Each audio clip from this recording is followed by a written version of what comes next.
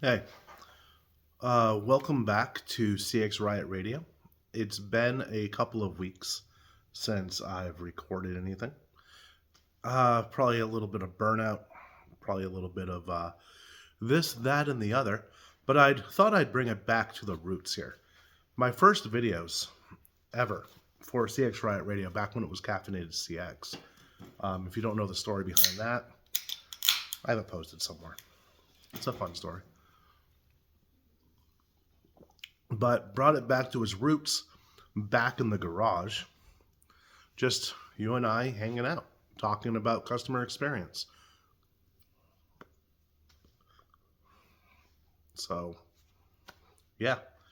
And one of the reasons I haven't recorded is because I kind of ran out of stuff to say. Or at least I'm tired of having to repeat myself week after week, month after month, year after year. I've been doing this for like 3 or 4 years now, right? And how many different ways are there of saying, treat your customers well, make things easy for your customers, make it easy to do business with you, don't treat your employees like shit.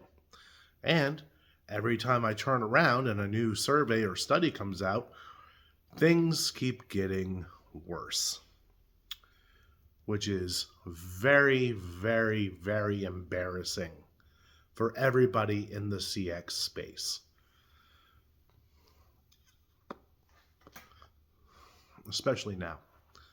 Now that the CX evangelicals have been preaching CX mostly to sell stuff like SaaS or AI bots or things like that. Let's be serious here. Most of the people in the CX space are there to sell stuff to other people in the CX space. So, but that's besides the point. It is what it is. I hope you guys enjoy my Hawaiian shirt. Reason I'm wearing it is because it fits me now. Before I didn't, I couldn't even button it up. And now I can. So that's cool. That's awesome. So, but how many different ways can we say treat your customers well, make it easy for them to do business with you, and don't treat your employees like shit? Right? How many different ways can we say that before people actually start doing it, right? And this is like true across the board, any industry, it doesn't matter. Sorry for this. Just wanted to do a quick video on this of why I haven't been posting and keep it as real as possible. So this is me on the weekend, right? So I have my energy drink here. I have my smokes. And if anybody ever wants to give me a gift, both of those would do. This kind. Non-sponsored. But if they want to sponsor me, like always, I'm here. It is what it is. So, why do we keep repeating ourselves and nothing ever gets done? It's like that when you're like a manager or a leader or a director or a VP, right? A lot of the times you keep preaching the same things and then you end up having to do the work yourself, right? So, I mean, it is what it is. And I'm a firm believer that you get out of life what you tolerate. So, why are we tolerating substandard customer experience or employee experience? Why are we tolerating that? Why are we laying down?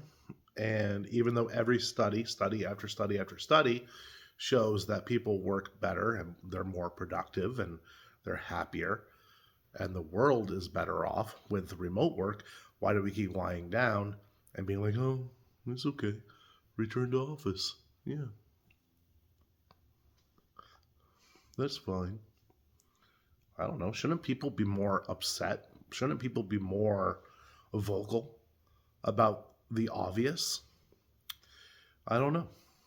So, and I know a lot of people are trying to save their jobs and they're trying to, get what's theirs. And, you have to respect that. to a certain amount, right? So, I mean, I get it. If you want to work in a space, you got to play the politics and you got to play the game. And yeah, I know that's all true.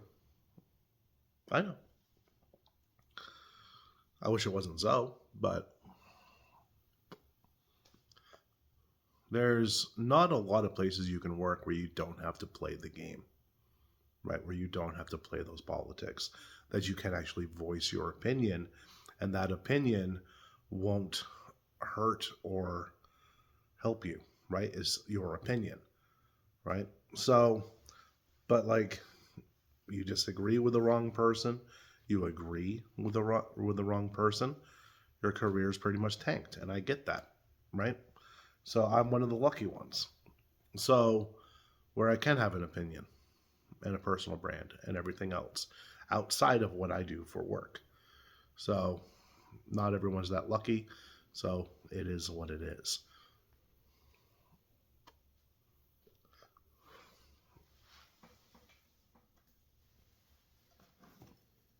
Cash that pretty quick. Okay. So, but yeah, I've been in a bit of a frustrated burnout lately with things, right? So, I mean, but I'm back. I'm back. This is the first time I've ever missed posting an episode in 3, maybe 4 years. So, and I missed 2 in a row, mostly because I didn't have shit to say and I didn't want to repost something again. And so, but be expecting an episode every week again from now on. And it's going to be in a slightly different direction because I can't keep saying treat your employees well, right? I can't keep saying maybe you should be good to your customers. Maybe you should make it incredibly easy to do business with you. Over and over and over again. If you want that shit, watch any of my previous episodes. Watch any or listen to any CX podcast. They're all going to say the same thing in just slightly different ways. So I'm going to focus more on the employee side, the leadership side of things, because there's a lot of things I am and there's a lot of things I'm not. But one of the things I am, at least I think, and what I've been told, is that I'm a pretty good leader of customer service employees, right? And I know not everyone is, and I have my flaws, believe me. But I am pretty damn good at it. It's one of the things I enjoy doing. And I can't say that about a lot of other things, right? So that's what the focus is going to be because I think it's needed. There's not a lot of people out there that know how to lead, especially a very diverse group like customer service teams. I mean, look at any call center. Look at the demographics on a call center, right? They're usually, unless you're in the middle of like nowhere, they're usually a pretty diverse crowd. And if they're not diverse on the outside, then they're diverse on the inside. And that's just as important to have in a team. So,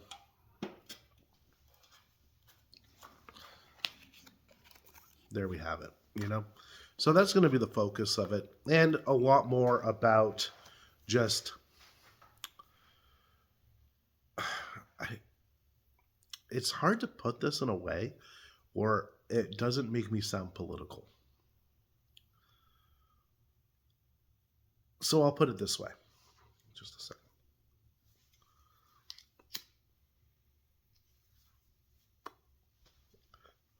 This show, this podcast, this video series, this whatever this is, comes from a pure blue-collar, working-class background. That's my background. Yeah, I was in the punk rock scene. Yeah, I really like video games. Yeah, Dungeons and Dragons is pretty cool. But I grew up and I remain blue collar even though I've traded it in for green, I guess. I don't know. Um, and working class. And I think they need a voice. I thought there was going to be more to that sentence, but there wasn't. They need to have a voice, right? And I don't know if I'm the right voice to do it. I don't know if I will do well being that voice, but I will be a voice for that, for the blue collars, for the working class, for the people who have to work to survive and then get trampled on every single moment of the day, right?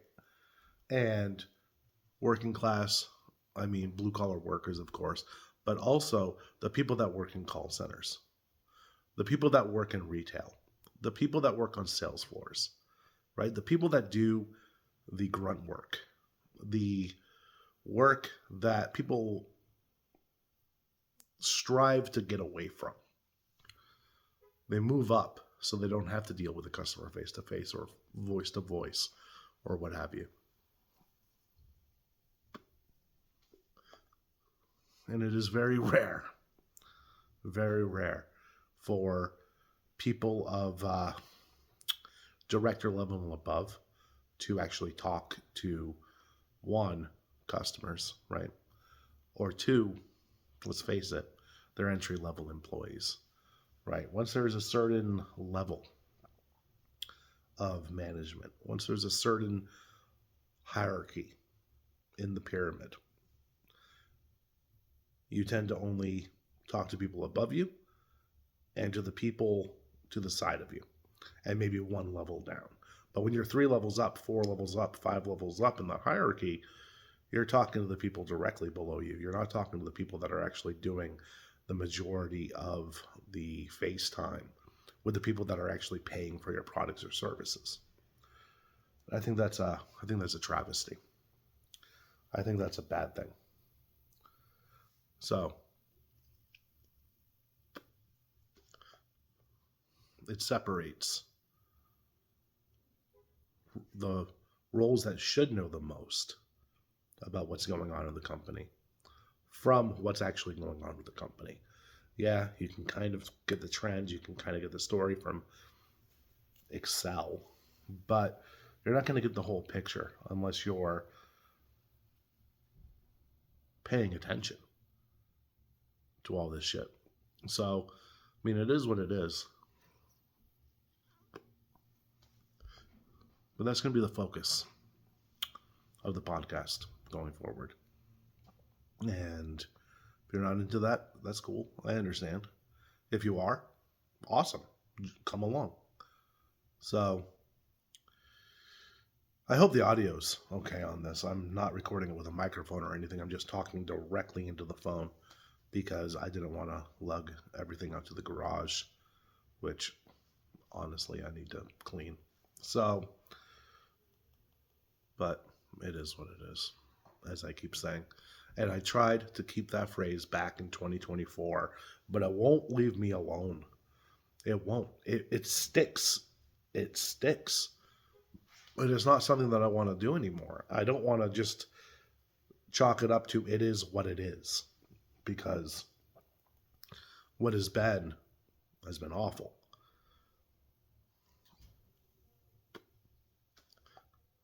I think the better phrase would be, it was what it was. Let's fix it. And my friends, it needs a lot of fixing. It needs a lot of fixing. So, I'll see you again on Wednesday. That's when I release my episodes. So,